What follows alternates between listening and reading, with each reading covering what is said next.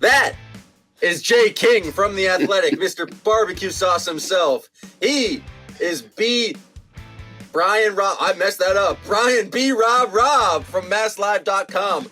I am Sam Jam Packard, and together we are Still Poddable, the best Boston Celtics podcast. You are listening to the free Monday edition of Still Poddable, but we are here Monday through Friday. So if you want more, you can go to patreon.com/stillpoddable and join us for the rest of the week. We got the kids at $5. That'll get you 2 more podcasts. Or if you want to lock in every day, you can become a god for $10 a month and join us every day, Monday through Friday. And if you are really part of the Still Poddable community, you can become a legend and be here right with us for every single podcast, joining us, participation, everything that makes this podcast fun. You can be there. But we are here as we are every Sunday night or every Monday morning to do a little Poddable six-pack. That's when Brian, Jay, and I talk about the 6 most important things, most interesting, most noteworthy things that happened in the last week of Boston Celtics basketball. We have 4 games to choose from, 2 losses, first against the Timberwolves and the 76ers on the road, and then back-to-back wins over the Nets and the Toronto Raptors. I obviously won last week, so I will decide the order. I'm going to go first, then we'll do a snake order. We'll figure it out. I'll go Jay second, B-Rob third, fourth, and Jay, and then back to me. First pick, Jason Tatum, 12 pounds of muscle. I mean... Come on. When will it end? When will it end? His really, like, the 12 pounds of muscle are clearly the reason why he leads the league in individual plus-minus this year. And frankly, his plus 42, I think, against the Raptors is absolutely absurd. And I just think it's like, if you have to think about, like, what is this team? It's just Jason Tatum being dominant. And I actually think it creates kind of an issue with, they still have kind of struggled to figure out points or how to score without Jason Tatum. And I actually think they switched the kind of substitution pattern where earlier in the year, it was Jason Tatum and Derek White were the kind of first 2 subs off the bench. And that would leave this kind of Jalen Drew kind of pairing to try and figure it out. That didn't work. And so now it's Drew and Jason Tatum are the first ones off the bench. And now it's this Derek White, Jaylen Brown pairing. But I don't know. What do you guys think is the best kind of way to score points without having Jason Tatum be on the floor? Because it feels like they're still trying to figure out, and they've been trying to figure it out for the past 5 years. So, B-Rob, I know you might have figured out that the 12 pounds of muscle was just a way to get into talking about this topic. But what do you think is the best kind of way for the Celtics to score without when Jason Tatum's on the bench? Yeah, I think there's a lot of experimentation there. I wouldn't mind seeing like them lean into Derek, Drew, Porzingis, and shooter type lineup there. I don't know necessarily, like, the earlier turns on the Al Porzingis pairing haven't been great on a plus minus standpoint. It's a pretty small sample there, so it's tough to like get too much from that. But you wonder now, like in the past, you stagger Jason and Jalen because you obviously stagger them because you need playmaking on both sides. But now when you have more options for playmakers, I wonder if, you leave a little less on Jalen there. You try to let Holiday, Porzingis, Derek White cook more together in those non-Tatum minutes, and then maybe get the best out of Jalen too if you play him mostly with Tatum. I don't know, like that's something I'm curious about to see as a lineup look as they kind of mix and match here. Yeah, I think they know they can go to the Tatum and bench lineup, right, and they know that it'll work, and they know like if they really need to juice the bench a little bit, that's the way to do it. Like, just play Tatum with those guys. We saw it in the Raptors game. He came in and just totally worked over the Raptors for that second quarter. And it was him with the bench. He found Hauser a few times. He found Al Horford with an awesome bounce pass. And that whole stretch when the Celtics started to gain separation from Toronto was just Jason Tatum dissecting their defense time after time. And he's shown that for years, like even when he was young in his career, even before he became an All-NBA player. Him and bench lineups has always even been, when he was 12 pounds lighter. I hate you. I really do. Even when he was 12 pounds lighter, he's always been able to take like Shemi Ojale and Grant Williams before Grant Williams could shoot to very good plus minuses. But yeah, I think having Porzingis on the floor during non-Tatum minutes would probably help matters. I just feel like you can run offense through Porzingis, and he can create 2-on-1 advantages for you because he's big, he can shoot, and he makes the game easier for everybody else. And Tatum does it in different ways, but that's how the bench is super successful with him, because he creates those advantages where you have to help and you have to rotate as a defense, and then he picks you apart with it. Porzingis isn't at that level that he is, but because of his combination of size and skill, he puts defenses into predicaments. And we've seen some pretty good stretches with Porzingis in the bench. He doesn't always play with that group, but I want to see more of it. And it might be, especially if the Al and Porzingis duo isn't great, and we don't know if it is yet. But if it's not great, that it's tough to play him with the bench more often. But I think that's like, I would try to run more through Porzingis when Tatum isn't on the court, because I think he's your best offensive player other than Tatum, including Jalen, even though he's a better scorer.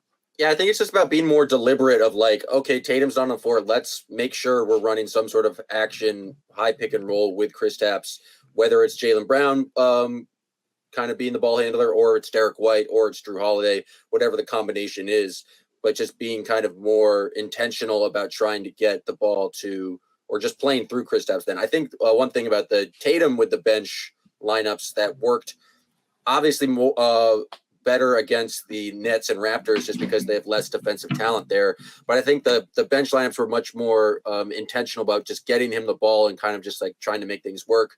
Whereas against kind of the tougher defenses like Philly and the Timberwolves, there was just a bunch of possessions where it was Tatum in the bench, but we saw a lot of like Peyton Pritchard trying to figure it out, which it feels like with the Tatum bench lineup, there's like a very much a clear strategy of what they want to do.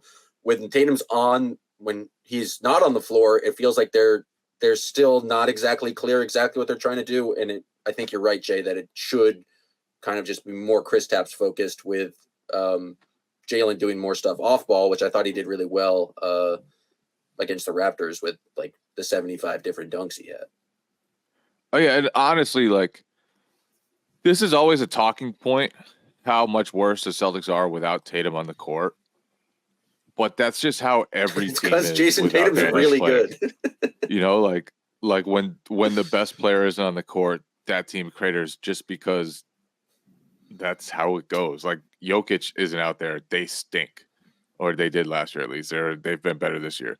When Stephen Curry isn't on the court, the Warriors have traditionally just been awful.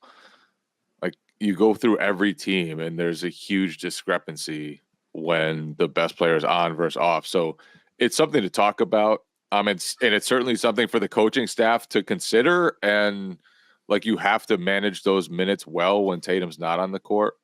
But also, to some extent, like, there's just going to be a significant drop off because Tatum does so much for the team, from rebounding to defending to setting plays up to scoring. Like, he just does everything. But this team shouldn't be like as weak as those other teams, just considering like the talent they have. Like, the first substitution, Tatum and one starter comes out, and they still have, like, I guess on Friday or I guess Saturday night when they had their full lineup, they still had Jrue Holiday, Jaylen Brown, and Kristaps Porzingis on the floor with I guess Hauser and Horford. Like, that should still be a very potent lineup. Don't think there should be as much of a discrepancy. Obviously, Jason Tatum's good, and the numbers are going to be better when he's on the court. But this team, given their depth, given their frontline talent, shouldn't have as much of a fall off as kind of teams in the past where it just felt like it was only Jason Tatum. But I agree that. But like, Jrue Holiday played with Giannis last year, and they didn't have a great offense. Kristaps Porzingis was in Washington, and they stunk. You know, and so when you really look at the impact of like the very, very best players, there's always a significant fall off. But you're right. They should be able to manage those minutes better. They have higher top end talent than they have since Kyrie was there around Tatum. And it was funny because Tatum was asked about it the other night, and he said, yeah, this is probably the best depth since my second season. And he's like, but we weren't very good then. Terry Rozier as our eighth guy. It was not that good. They were loaded. They were loaded. That was the problem. People were upset about not getting playing time. Marcus Morris was there tapping refs on the ass. Good times. He wasn't having any fun. Remember that quote? Kyrie, Hayward, Tatum, Brown, Horford, Morris, Rozier, Smart, Baines. Robert Williams was like he was on that team, right? Yeah, I don't think he wasn't playing at all, I would assume. Tice was on that squad, I think, and he was one of the last guys on the bench. Like, they were loaded. But they stunk, as Jason Tatum suggested. My pick. Yes, your pick. First pick. My pick. I'm going to go with Kristaps Porzingis' acclamation. I just think the way that they're trying to use him, sometimes they haven't done it right. Sometimes they have. Was the Minnesota game this week? Yes. It was, yeah.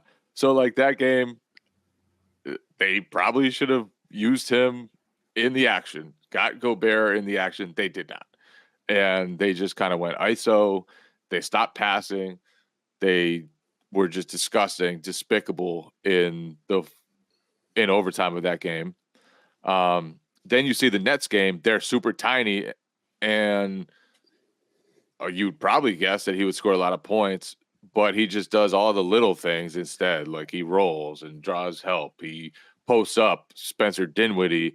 They help on him. He finds O'Shea Brissett. Brissett swings it to Sam Hauser for a three, or he draws a double and fires it over to Jason Tatum for a three. Like, his willingness to do the little things to help an offense can probably go unnoticed sometimes, but it's been super helpful for the Celtics. And the fact that he had 4 shot attempts in that game and wasn't mad about it, and then came back the next night against Toronto, had 21 points. I just feel like his willingness to just be a part of the cog and to open up everybody else is going to be one of the defining traits of this team if he can stay like that the whole season. And, looking back at his history, it was probably fair to wonder if he was going to be like that. The last time he played with a great, great player was with Luka, and there were obvious issues there. He didn't love it there. And so I think it was fair to wonder how he's going to handle the nights when he has 4 shot attempts. And I thought it was perfect. He just kept doing the right thing, making the right play, opening up other guys. And so you like that. And you like that, the Minnesota game, they went away from him down the stretch. It didn't bother him. And he's kind of said, like, as long as we're playing the right way, I don't care if it results in shot attempts for me. I don't care. And he's kind of lived up to that so far. And it's super early. They're 7-2. They haven't really dealt with adversity yet, although they did lose 2 games in a row. But that mentality, to me, just from such an important guy on the team and a new guy on the team who's has the lowest usage rate of his career so far, including when he was a rookie in New York, that stuff could frustrate you at times, and he hasn't shown any of that. And so, yeah, Porzingis, we'll name him number 2. He just seems so happy to be here. Like, every press conference, like, clearly he played with Luka, but he hasn't had. He's like by far the best team he's ever played on, and I think that combined with where he's at in his career is making him more likely to do everything you just described here. Like, they kind of got him at the perfect time where he made his money. He had a chance to be like the number 1 or the number 2 on all these spots, and things went pretty ugly in a lot of them. And now he's just ready to, like, do buy in and like take hard coaching from Joe or just try to take 8 shots a night because that's the best thing for the team. And that to get a guy like that with his kind of skills is obviously it's like a huge boon for this team right now. I feel like Joe's been raving about him. I don't know if it's just been the questions he's being asked, but it feels like any opportunity Joe has to talk about Kristaps is like, yeah, loves coaching, does everything right. No one talks about all the little things he does. And so clearly Bazooka Joe's a big fan of Kristaps Porzingis. I'm a big fan of Kristaps. But I think that's also because he knows he's asking Kristaps to sacrifice a lot. Right. 100%. And Kristaps isn't going to get the touches he's used to, the shots he's used to. And so Joe is coaching him to be like, you have to be okay with this.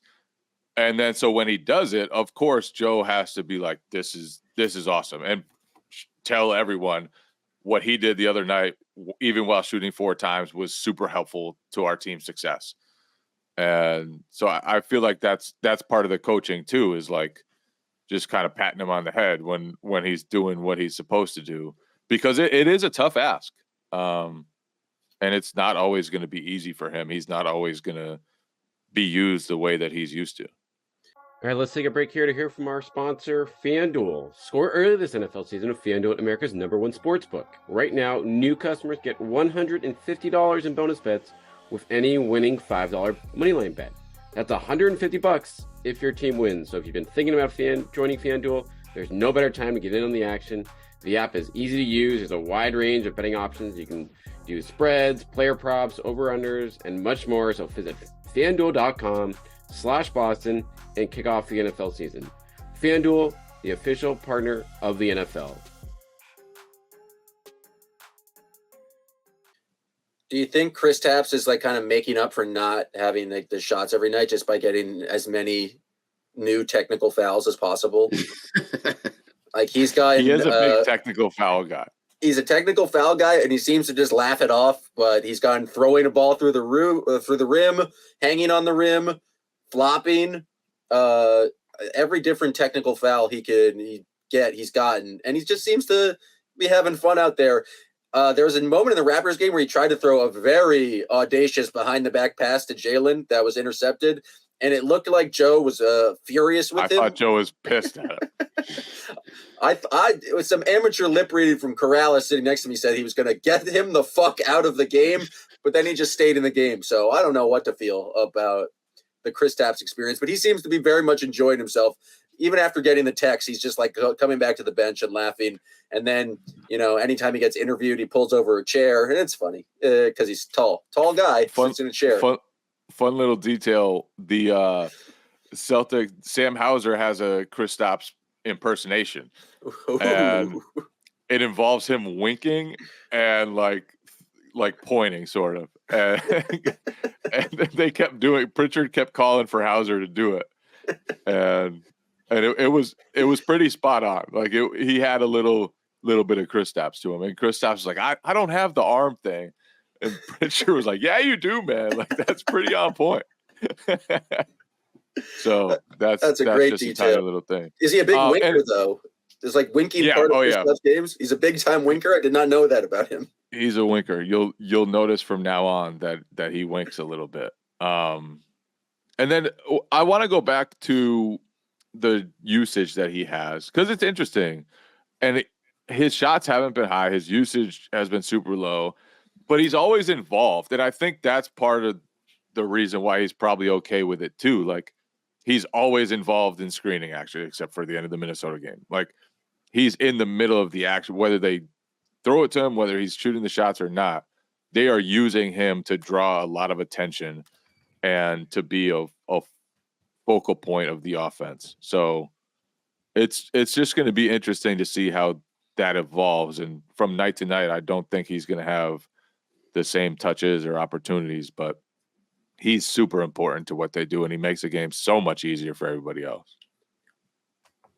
Is usage a bullshit statistic? Like, B-Rob, I think of you as an analytics guy, but like that feels like it describes way more than it actually does, because what does usage actually come down to? It's like you taking a shot. It's just or shots an assist, or an assist. Or you're involved, or a turnover. Exactly. You're involved in the ending of the play somehow to varying degrees. So I actually think out of analytic stats, like I think that's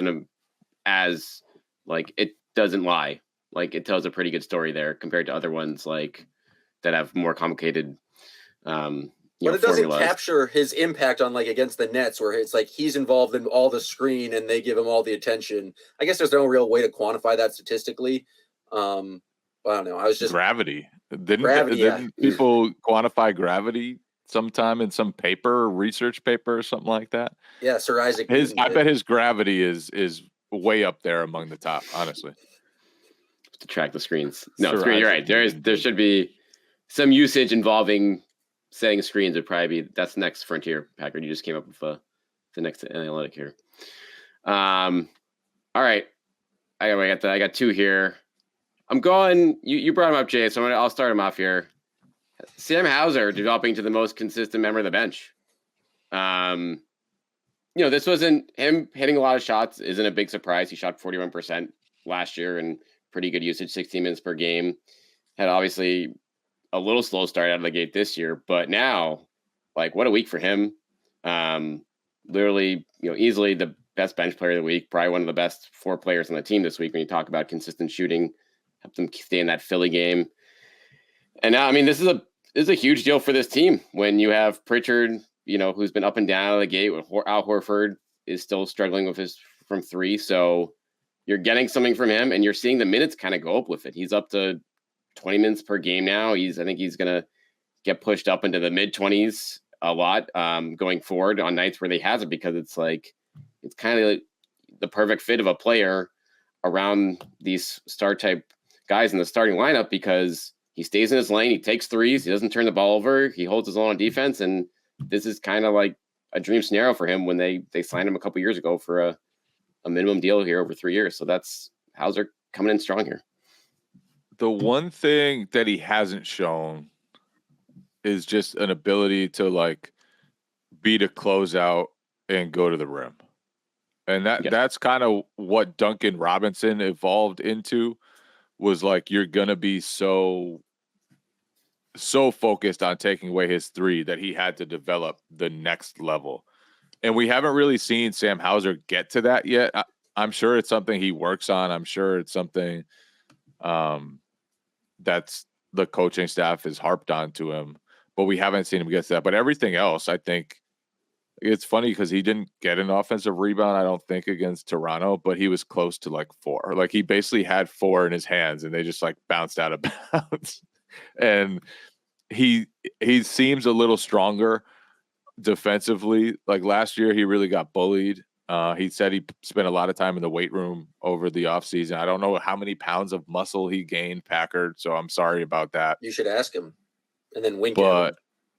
But he's playing like, it's just important to have that level of sharpshooter around the other guys in the lineup. And he and Tatum, especially, like, if you're not going to switch a screen with him and Tatum, it's just going to be super difficult to stop.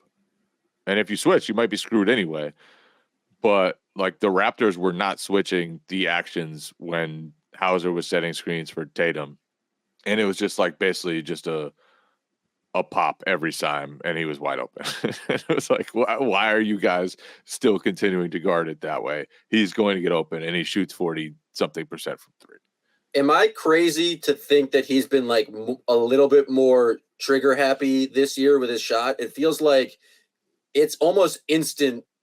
Whether or not he's like not, it doesn't really matter how much he's covered or how much the contest is. He's shooting, and he knows he's in the game to shoot threes. He's shooting threes in transition. He's like, anytime he gets a ball behind the 3-point line, it feels like he's going up with it. And I know that's always kind of been his thing, but for some reason this year, it just feels like he's been especially trigger happy. And when it's going in, it's like super helpful. The thing you compared him to like Duncan Robinson and involving his game, our teams, like, I don't think they're chasing Sam Hauser around screens, and they don't really, Celtics aren't running a bunch of like off ball screens for Sam Hauser. He kind of gets his shots more in the natural flow of the offense. So it'll be interesting to see if he can kind of consistently shoot, if they try to use him more as a weapon now rather than a spacer. But it does feel like he's very gung ho and trying to get up as many shots as possible when he's on the floor. To your point, he's shooting 11 threes per 36 minutes. He's making 5 threes per 36 minutes. So those are both high volume Getting them up. numbers. Yeah. And it feels like, I could be wrong. This is totally like just eye test nonsense that I could be lying to That's myself. why we have a podcast, baby, for eye test nonsense. It feels like his release is even a little quicker this year than it has been in the past. Like he's really getting them up quickly. The one he hit in the corner when Pritchard had an offensive rebound and just kind of shoveled it to him, and there were two guys right in the vicinity. It's just like right in his shot pocket and gone. He might be one of the most, like, his shot's one of the most beautiful in the league. So especially the hierarchy. arc. Yeah. The arc is just like so soft. It's crazy to watch. He had a couple on against the Nets where he just like the net doesn't move, and that's always just like a very cool thing that I feel like only Hauser does on this team. 91% of his attempts from 3-point range. I'm surprised B-Rob picked something positive. Last week he went all negative. No. Hey, last week I was like, "What's up with Pritchard?" Then he had 2 terrible games. I stand by my picks last week. We could mix it up here. My other choice here is I'm impressed / surprised at how elite they are in certain categories through these first 8 games. So they're third in defensive rating right now. They're not forcing any turnovers again this year, 29th in the league in that category, but they're top 5 in by that one. Yeah, right. But they're top 5 in all of the other defensive 4 factors. So they're not fouling. They're number 1 in the league in teams getting to the line against them. They're second in field goal defense efficiency. And I think maybe a big surprise of them going smaller, they're 5th in defensive rebounding.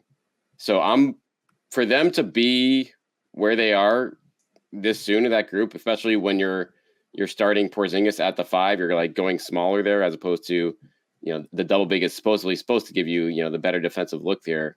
For them to be where they're at on that side of the floor, again, is creating pretty impressive upside here in terms of what this team's ceiling is, at least over the regular season here, because they're obviously blowing doors in a lot of these games already, and the chemistry on that end of the floor has kind of come together pretty quickly. Yeah, they and I'm not surprised that they're great defensively. I figured they would be. It just feels like they have a ton of options, and like the Philly game, for example. And I do think the starting lineup could be vulnerable to like the real dominant physical guys like Giannis, like Joel Embiid, but they throw Drew Holiday on, like Jakob Poeltl. Yeah, like Jakob Poeltl had his way with Kristaps on like 5 possessions, and then the Raptors he did, and Kristaps Kristaps went the other way and scored on him a lot too. But yeah, Jakob Poeltl, like first possession of the game, just seal, easy bucket, then went right at him, drove right at his chest like 2 plays later, and you can see that super physical guys. And I'm not talking about the Jakob Poeltl. Sorry to Jakob Poeltl, as good as he was. But they just don't have like the perfect matchup for those guys when they're bringing out Horford off the bench. Using Drew Holiday on Joel Embiid, it worked to some extent, and it worked really well in that game. I don't know if it will over a long sample size, but I like the way that Joe Mazzulla is trying a bunch of things this year. It seems like they're full court pressing 2-2-1 and taking the shot clock down. They're trapping, it seems like, more often. They're like Drew Holiday has guarded Julius Randle, Karl Towns, Joel Embiid, and was the primary matchups for Joel Embiid, which is just crazy when you really think about it. And so I just feel like Joe has gotten more comfortable being aggressive on that end, and you can see it and you can feel it. And I just feel like their defense, even though the numbers aren't very different from what they were last year so far, they just hit harder now than they did a year ago. More curveballs. Definitely more curveballs. Definitely a Barry Zito type. I think that it feels like they're forcing other teams to take the kind of shots that the Celtics want them to. And I'm stealing this stat from Zach Lowe on the low post, but it's like they're giving up a bunch of threes, but barely in corner threes. And so it feels like they're funneling, like that's like obviously like a deliberate choice. And it feels like they're funneling teams into the shots that they want. Obviously, Kristaps has been a pretty good rim protector. And it feels like where they've at all struggled on defense is just when guys like Maxey or Anthony Edwards, and in some regards, I think Jalen Brunson in the second half of that Knicks game, when they hit kind of the tough 2-point shots. And so I just think the Celtics have been, in addition to kind of all of those curveballs, they know like where they can kind of let up or where they want, or they're fine with other teams taking shots, and not giving up corner threes and not giving up the rim feels like it's led to kind of those defensive numbers, despite the fact that they haven't done nearly enough to kind of generate turnovers, which still doesn't make a lot of sense to me. Yeah, I don't know how. I really thought this team was going to be much better at generating turnovers than it was last year, and that just hasn't been the case so far. It's kind of weird. But maybe part of it is like, and Hauser, I guess he's had some steals, but it's like they don't really bring anyone off the bench who's going to force turnovers either. Also, if you're funneling teams to the rim and it ends in like blocks or contested shots, there's not as much turnovers, but it still can like get out in transition and cause some things, but it's not necessarily like the turnover. I also wonder too, like with Drew Holiday, when you put Drew Holiday on bigs, you're taking away his ball pressure too. Like, I mean, obviously he's forced steals, he's forced a ton of turnovers, like Embiid, stuff like that, but you're not getting his, he's not getting into the ball handler as much as he would in a normal game, you'd think. Yeah, that's a good point. Your pick, Jay? I'm going to go with ball movement. Because it was up and down this week. And just like they are 24th right now in assist rate, which isn't great. They were 5th last season. And I just feel like that's where they're still developing. Just knowing exactly how to use players, just like using Kristaps' gravity to lead to ball movement sequences elsewhere. Using, Jason Tatum to start those sequences that they did so well last season. And the end of the Minnesota game was like just disgusting ball movement wise. They had 3 passes over the last 4 minutes, excluding 1 inbounds pass, which is just like unfathomable, really. Like that's a real impossible. Statistic. 3 passes in 4 minutes.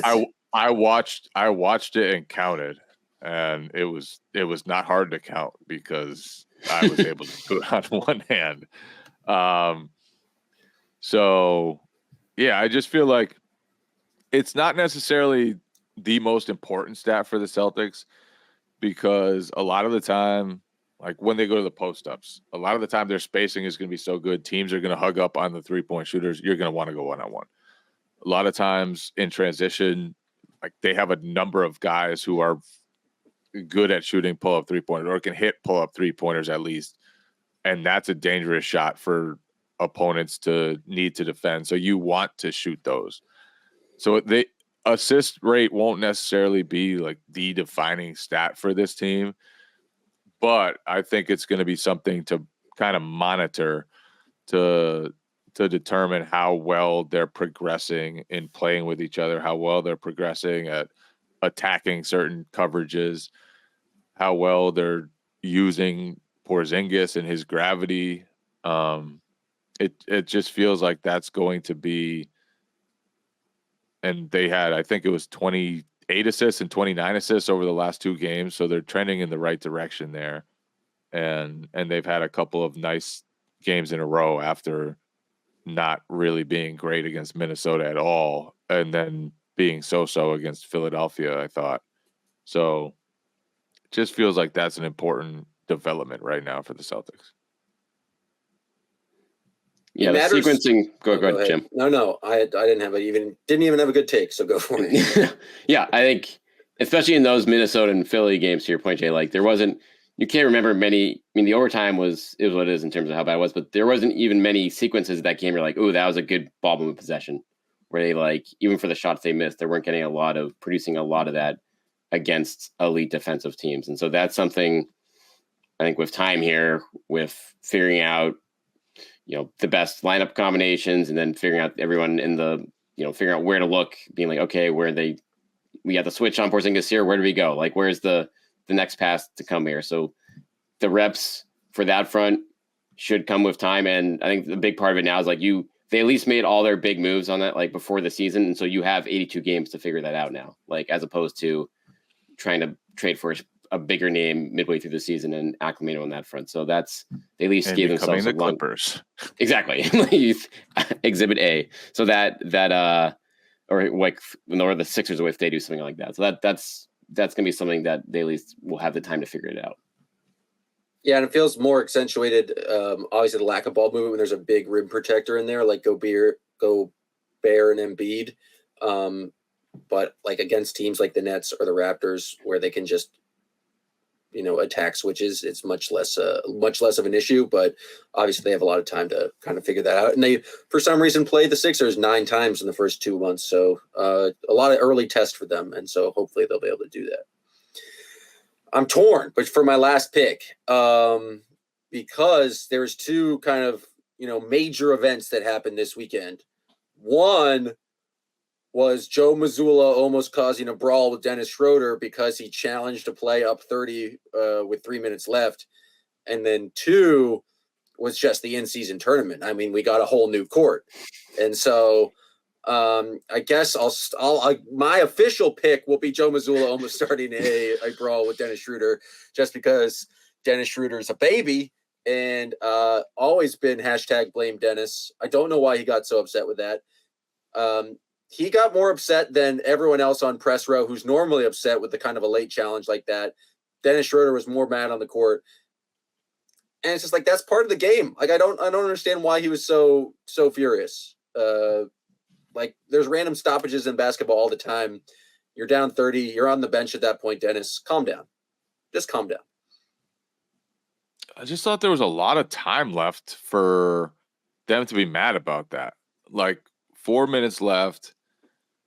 Peyton Pritchard is begging for the review. Which he does a lot. Pritchard begs a lot for a review. But I think that was part of it. And it was right in front of the Celtics bench, the out-of-bounds play in question. It was very clearly off the Raptors and should be Celtics ball. And Peyton Pritchard, who has worked really hard last season, even while he was in and out of the rotation, a lot of the times out of the rotation. Now he's getting a chance to play. And Joe Mazzulla wants to show him, I'm going to keep coaching hard no matter what. And it matters to me that you have success and that you feel a major part of this. And so Peyton Pritchard is begging, and the ball is clearly out. And Joe's like, you know what? I got to challenge this. I got to keep coaching. And I think I understand why the Raptors were frustrated. It was a 27-point game. It was totally over. Mazzulla had probably played his starters way too long in the game right before that. They had just checked out of the game, some of them. And so I get being frustrated if you're the Raptors. But from Mazzulla's standpoint, like, he wants to keep coaching. And he wants the guys at the end of the bench who work as hard as they do to know that he's going to have their backs too. And so I didn't have a real issue with it from either side. And I think both sides are understandable. But it was very funny that Peyton Pritchard was begging for the timeout and review. And then it almost turned into a melee.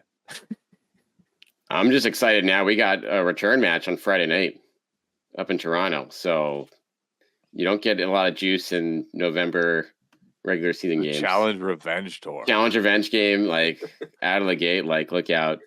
And yeah, like to your point, guy, like this is who Joe Mazzulla is as a coach. Like you look at last season, like he was stepping on teams' throats. It's like in these fourth quarters, and that's why, like, be true to yourself here. Like this is, like you said, you want to coach hard the whole game. Like, hey, guess what, Raptors? How you guys do something about it?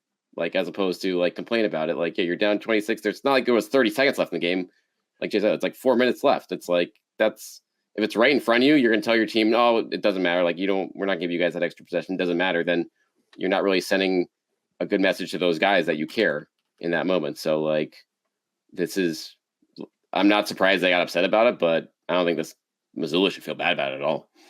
And he doesn't. He doesn't. No, he certainly doesn't. But here's the other layer to it. He's just comfortable now standing on his beliefs.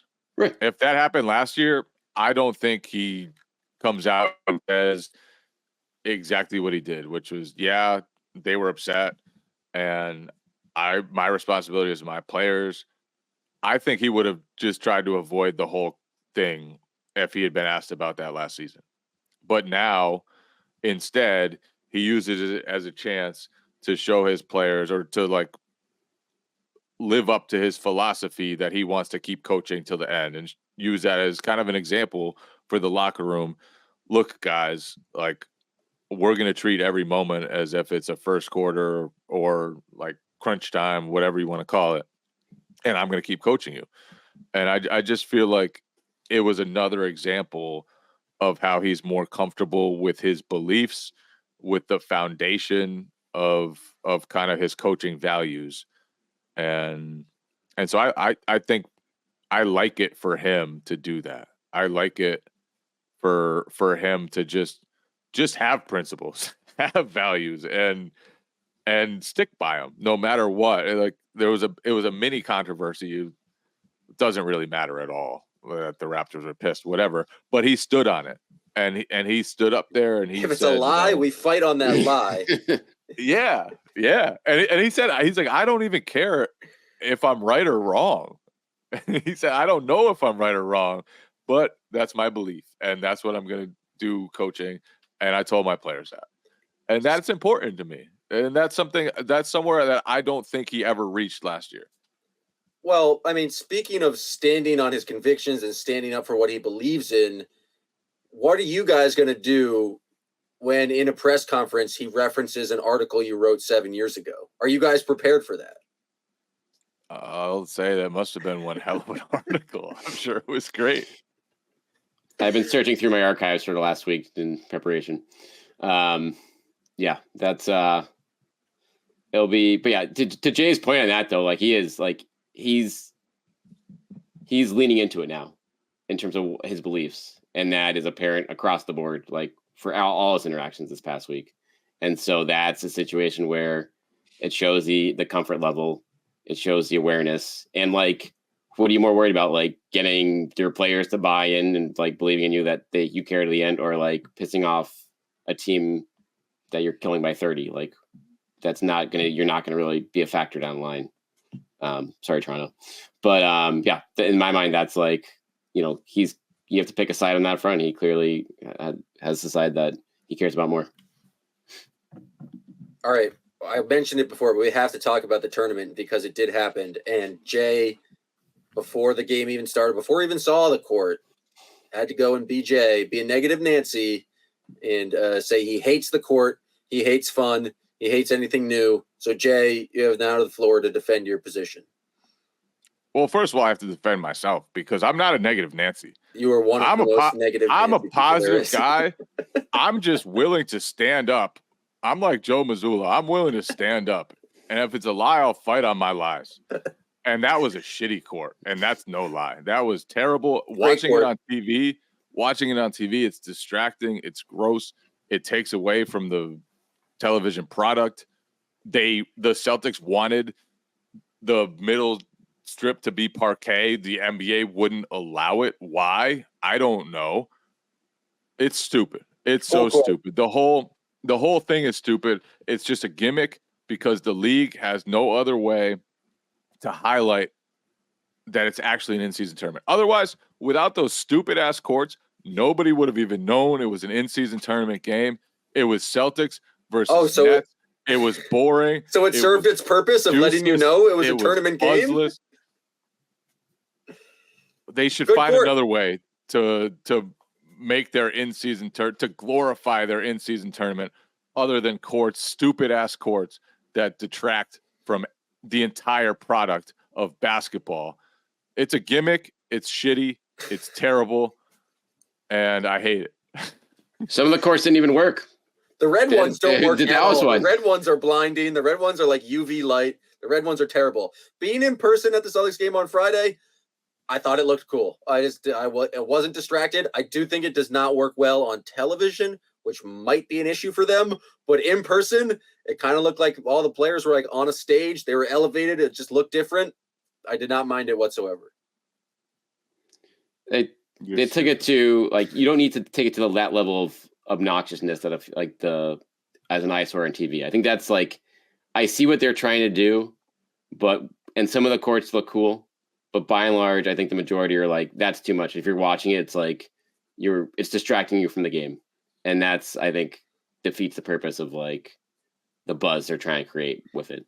If there's one thing to attack, which Jay, you were talking about it before the game on Friday, that this is just a major windfall for big court, because it costs like $50,000 to make a new court that the Celtics are going to use 2 to 3 times and then Probably have to store it. That. There's like 3 companies that have just been making bank over here. And I just want to know, like, how they win in Adam Silver's ear to get a new court in here. Like, these court manufacturers, normally you don't have to make a new one. But they messed up the one in Dallas. They had to make it twice. Like, big court is coming here just making it rain. And so that is where, if you want to attack it, Jay, instead of yours just I hate change and things that are new, follow the money. Like The Wire. Yes. Is there any other random observations, notes, anything else from the last 4 games of Celtics basketball before we take off? Because I got nothing. Oh, Al Horford scored 2 two-point field goals against the Raptors. So I thought that was cause for celebration. Even one on a post-up. One was just a dunk, like a kind of a semi-fast break, but a real post-up from Al Horford should be noted here on this podcast. Also, if Al was a post-up. Was this the first time that they rested him in the first half of the back-to-back? Like, I feel like they've done that maybe once last year with Robb to stagger it, but I feel like that was a rarity. And I wonder if that becomes a more, like, they do that more strategically this year now that they're not, like, it's out in the open now. Now Joe won't be playing games being like, yeah, we'll see what happens tomorrow night. Like, he might play, he might not. That'll be interesting. I think that's a good strategy for them to have, to be honest, when you're playing a small ball team on the first night, just distress them then. We also haven't talked about Kristaps Porzingis playing in both legs of a back-to-back. That's true. That's a good one, Jay. He did last year, I think, in Washington. He usually did. It was something to wonder about. Just kind of how much of a maintenance plan they're going to have him on, because his body has long been an issue, and keeping him healthy for an entire season and a playoff run is super important. So it's a good sign that he played and that they were confident in playing him for both legs of the back-to-back, even though he didn't play many minutes, because they got 2 big wins. 2 giant wins. Yes, the Celtics are now 7-2, despite the brief hiccups. We'll see. They got an interesting week coming up with the Knicks coming to Boston before they play the Sixers again, and then showdown of the challenge in Toronto on Friday night. Still Poddable will be here the rest of the week. You guys are listening to the free episode right now, but if you want to join us for the rest of the week, you can go to patreon.com/stillpoddable, where we'll be having post-game recaps, mailbags in the week. We're trying to foster the best Celtics fan community we can. We really appreciate everyone who is participating in the chat, everyone who leaves comments and on the videos on the Patreon. We are still looking for our ombudsman of people to ask us questions after our game, after performance. We'll have to unleash that this week, so that should be fun. But yeah, I highly encourage everyone to come on down. If they enjoy the show, sign up on patreon.com/stillpoddable.